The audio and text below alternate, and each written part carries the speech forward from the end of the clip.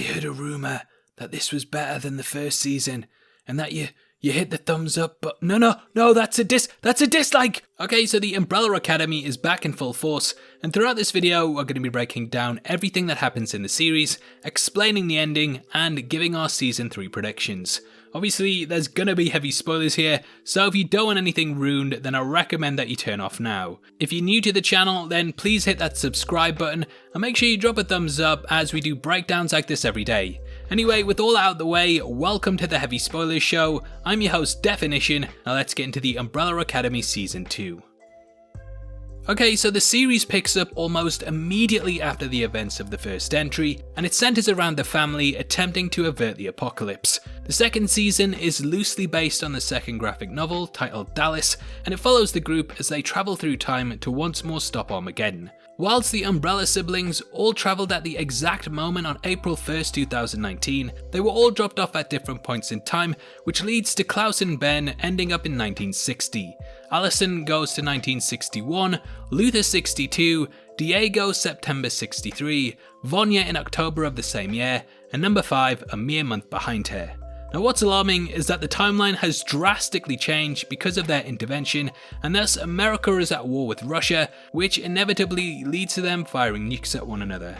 Now from the off, the series really grabs your attention, and seeing the team murder the Ruskies to my way, it instantly reminds you of why you fell in love with the show in the first place. It's down to number 5 to stop Doomsday before it happens, and this is where the main thrust of the plot comes from.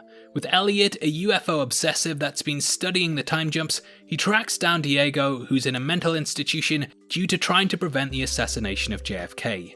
Now the show ties in heavily with the real-life conspiracies that surround this event. During the infamous moment in which the president was killed, there was actually a woman who later became known as the Babushka Lady that filmed the entire event. She was asked to come forward but never did, and her footage was never found.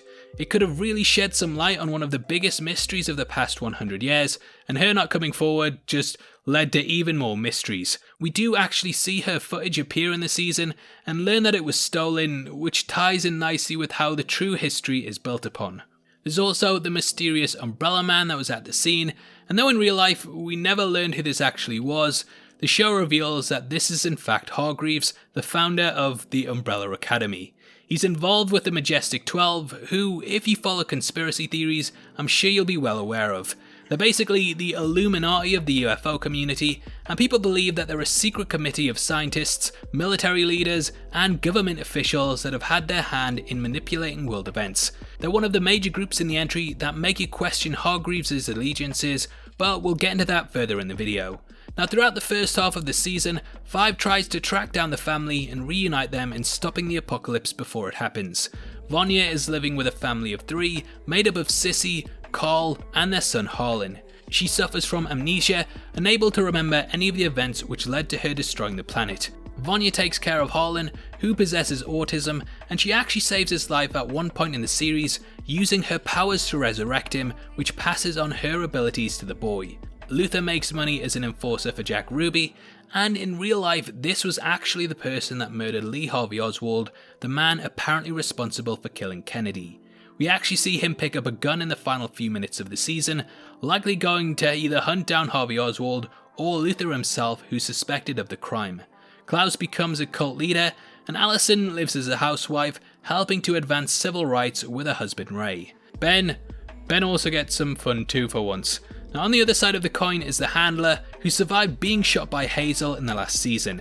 Alongside her is of course the Temps Commission and their Swedish triplet soldiers, which spend the majority of the season hunting down the group in order to remove them from the time stream.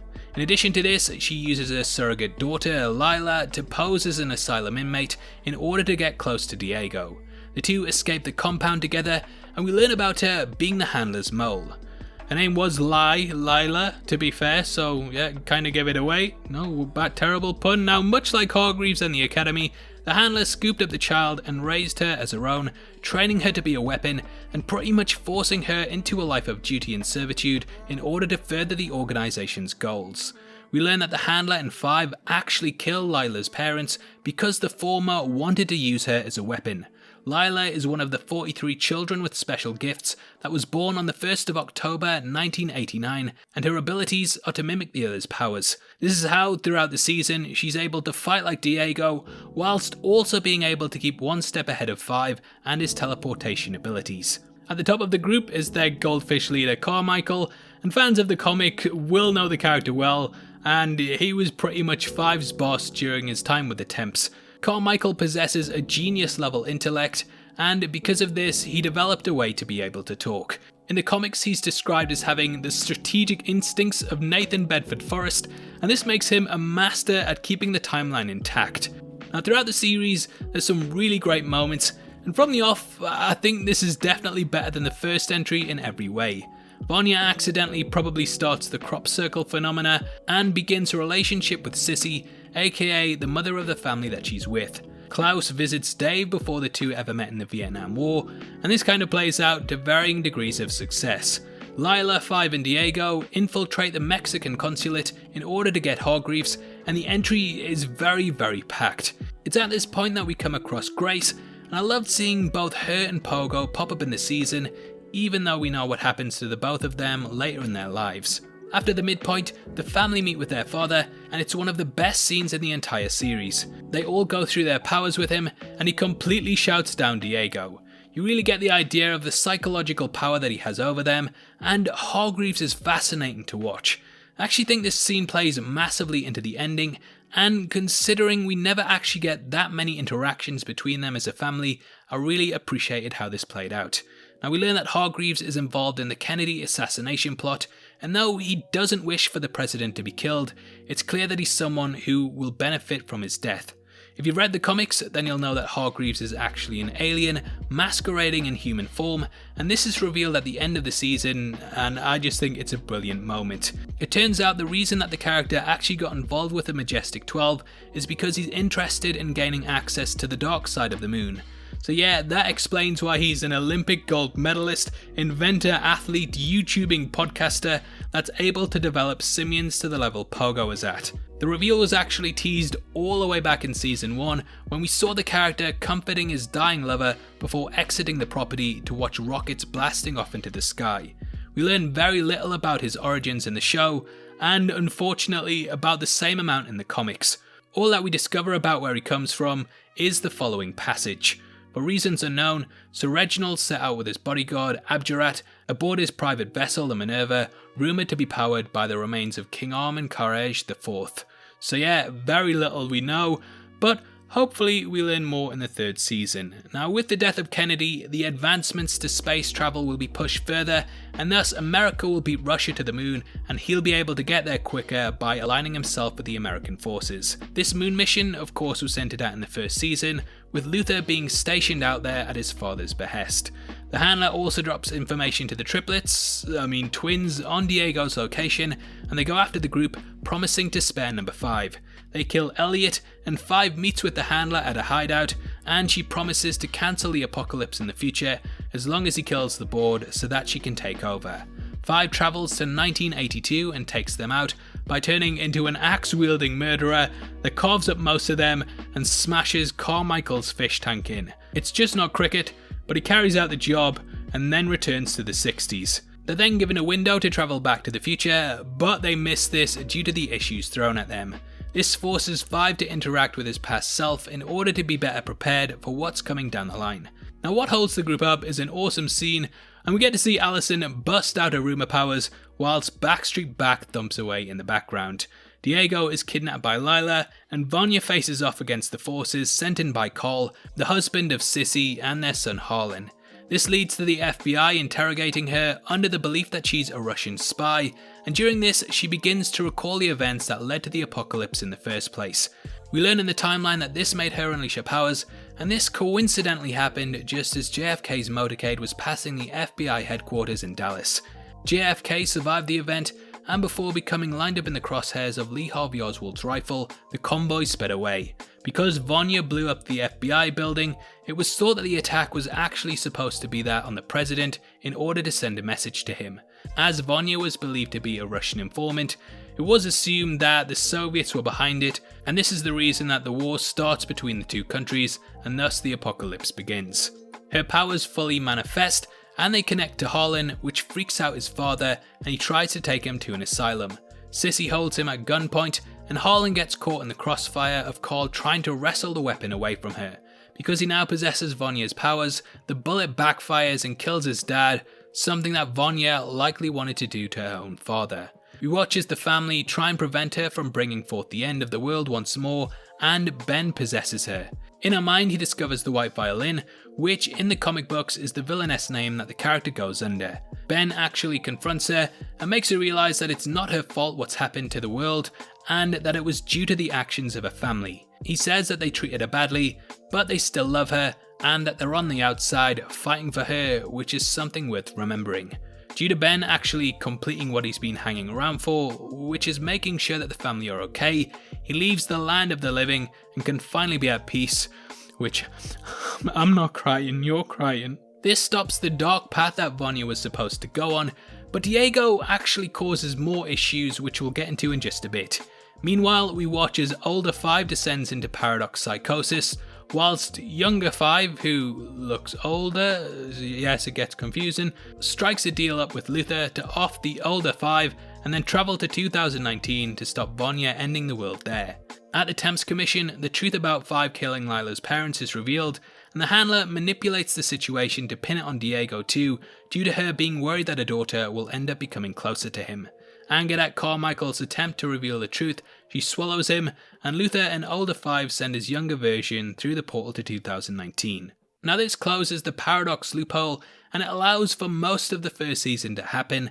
However, it also confirms that there's an alternate timeline, as the 5 that went back was likely still in his older body due to knowing the correct calculations to travel. There's a lot of alternate possibilities and timelines going on in the show, and this is an important thing to bear in mind as we get into the ending. Unfortunately, the time briefcase that the younger 5 was carrying is destroyed, and thus the group cannot travel back to the present. Aware of what they're up to in regards to attempting to stop the Kennedy assassination, Hargreaves instead sends a plant, which Diego tracks down, and the president is killed as he was supposed to be. Hargreaves, however, did not want this to happen, and he goes to the Majestic 12, killing them after they threaten to reveal who he really is. In the final episode, we learn that since the Kennedy assassination, they've become the most wanted people in the world. It's at this time that Vanya becomes aware of Harlan freaking out on Sissy's snow-covered farm, and the family travel together there, tailed by the last of the triplets. The handler materializes with the entire Temp Commission to take down the Academy for what 5 did to the board. The show devolves into all-out action, with bullets flying towards the group. However, Vanya wipes out all of them except for the handler and Lila. Lila's abilities are revealed, and her and 5 end up going head to head. She tells 5 that he murdered her parents, but he retorts the handler was actually behind it, and that she came on the job with him in order to get Lila. The family embrace her as one of their own, but the handler arrives and shoots them all with an Uzi before being killed by the last surviving member of the triplets, who discover that she set him and his brothers up. As he stands over 5 about to kill him, the character uses the last of his strength to reverse time to the moment before the handler arrived, and he stops her from taking them out. She's still killed by the Swede though, who decides to leave the group alive. Vanya rushes to Harlan and absorbs his power, and thus saves the day. Herb and his assistant from the Temps Commission arrive and reveal that he's been elected as the new head of the board. Vanya goes to Sissy to try and take her and Harlan to the future, but Sissy realizes that they'll always live in danger if they go. It's heartbreaking to watch, but also bittersweet at the same time, as Sissy can now be herself because of what Vanya has brought out of her, and they agree to go their separate ways, with her travelling to Mexico, whilst Harlan shows that he still possesses powers. Ray finds a letter from Allison detailing how things will get worse before they get better. Dave enlists in the army, and the final Swede takes up Klaus's place as the leader of his cult. Jack Ruby watches the death of the president and picks up his gun, and he may end up hunting for Luther, or at least getting his offspring too, or he could be going after Harvey Oswald, but yeah, let me know which one of those that you think. The group take the briefcase and travel to 2019, one day after the apocalypse originally happened, to see their father is still in the land of the living. Hargreaves states that this is now the Sparrow Academy, and we see there are more superpowered children, including Ben, who's still alive. The Sparrow Academy is actually the name of the 4th Umbrella Academy book, which centers around the other 36 children born on the same day as the superpowered beings. I think that the next season will sort of combine Volume 3 and 4, But you're probably wondering exactly what has happened. Well, from the version of 5 meeting his older self, which never actually happened, and then travelling back in time whilst being in his older body, we know that there can exist alternate realities and timelines. This is also shown in the opening of the season, in which we see a version of the timeline where the apocalypse still happens. Now, if I know Hargreaves, let's be honest, I don't, but from what I do know, he's very, very stubborn. I think that the meeting that he had with the group wouldn't have happened originally, however, the fact that it did massively altered things. The man in the babushka lady's footage was clearly the character, but he sent a body double instead after learning of the Academy's mission, showing that he used the knowledge they gave him to change future events. Thus, I think meeting the group like this and seeing that they were all over the place would have put him off trying to adopt them, and therefore he would have picked others from the 43 children that we know were born with special abilities. His stubbornness to accept them in any form is also shown in the change of the Academy's name, as he likely wants to distance himself from what come before. It's also possible that because Harlan was gifted with special abilities all the way back in the 60s, that the timeline itself has changed, and he may have went off the deep end, which forced the Academy to be formed sooner.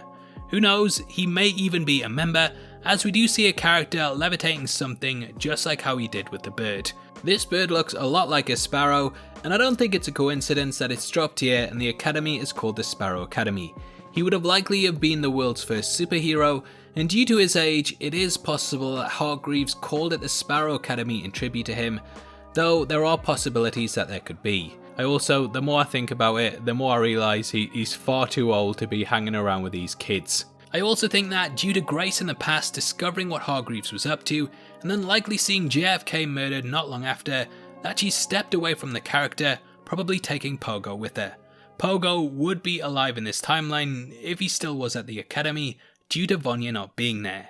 Now, the biggest twist in all of this is that Ben is alive, and by the looks of it, he's the leader. This is cemented by his picture, which hangs in Hargreaves' place, and yeah, it's such a good twist. Ben was one of the most powerful members of the family, and with Vanya not in his timeline, it looks like that he may have actually taken up that position. Thus, his death, the events that led to it, and more did not happen, likely because they were probably caused by the Academy. Ben in the comics was known as the Horror, and it looks like the character has turned to the dark side, and I think for the 3rd season, the Hargreaves will have to face off against this group in a sort of superhero showdown. The 3rd volume, Hotel Oblivion, actually centers around developing the greater universe as there becomes an increasing amount of superpowered lunatics running about the planet. I think this will be brought across to the 3rd season, and rather than ending the apocalypse, it will center on ending superpowered beings altogether. I actually have a feeling that Harlan may be a supervillain that Vanya may have to reconnect with in order to stop him, and they'll also have to bring Ben back to the light after revealing what he was like in their dimension. In the 3rd volume, the group fracture off and do their own things, and who knows, maybe season 3 will pick up far in the future with them having to deal with living in a timeline that isn't their own. The 1st season dealt with them living apart from one another, the 2nd season dealt with them living in the 60s and carving out a life there, and it's likely that the 3rd season will follow this sort of aesthetic. We're in for a big treat though, and hopefully it isn't too long before we see them back on our screens. Anyway, that's our thoughts on the show, and obviously I'd love to hear yours on the entire season. Comment below and let me know, and if you want to check out a review of the show as a whole, then make sure you watch it after this. Don't forget that every month on the 15th we give away free Blu-rays, and all you have to do to be in with a chance of winning the MCU Infinity Saga box set is leave a like and subscribe with notifications on. Thanks for making it until the end of the video, you've been the best, I've been Definition, I'll see you next time. Take care, peace.